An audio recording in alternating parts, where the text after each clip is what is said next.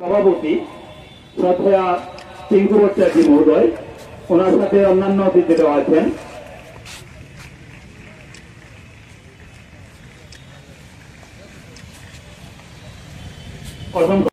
সবাইকে নমস্কার, ধন্যবাদ।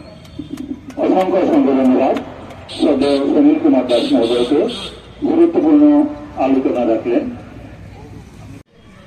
আজকে আমাদের এই বয়েজ স্কুল মাঠ গ্রাউন্ডে আমাদের খোখো এবং খেলাধুলা, সংস্কৃতি, শিক্ষা, মানবিকতা সব দিক দিয়ে খোয়া এগিয়ে আছে।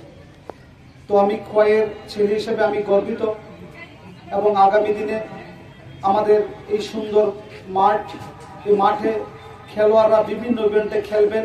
খোয়ের নাম গোটা রাজ্যে আমাদের সেখানে আখ্যায়িত থাকবে, আমরা চ্যাম্পিয়ন হয়ে যাব।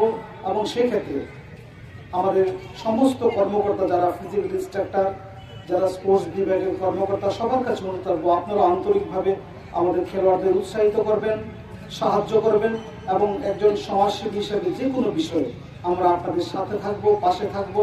খেলোয়াড় ভাই বোনদের বলবো পড়াশোনার মধ্য দিয়ে খেলাকে, সংস্কৃতিকে এগিয়ে নিয়ে যান। এটা আমাদের খোয়ের ঐতিহ্য, এর ধারক এবং বাহক আপনারা, এটা মাথায় রাখবেন। এবং নেশামুক্ত ত্রিপুরা গড়ার মাননীয় মুখ্যমন্ত্রীর যে আহ্বান, মাননীয় ক্রীড়ামন্ত্রীর যে আবেদন, সেটার সাথে সামাজিকভাবে আমরা আছি। খেলার মাঠে আপনারা থাকবেন, এই করে আমরা নেশামুক্ত খোয়াই, নেশামুক্ত ত্রিপুরা গড়ব।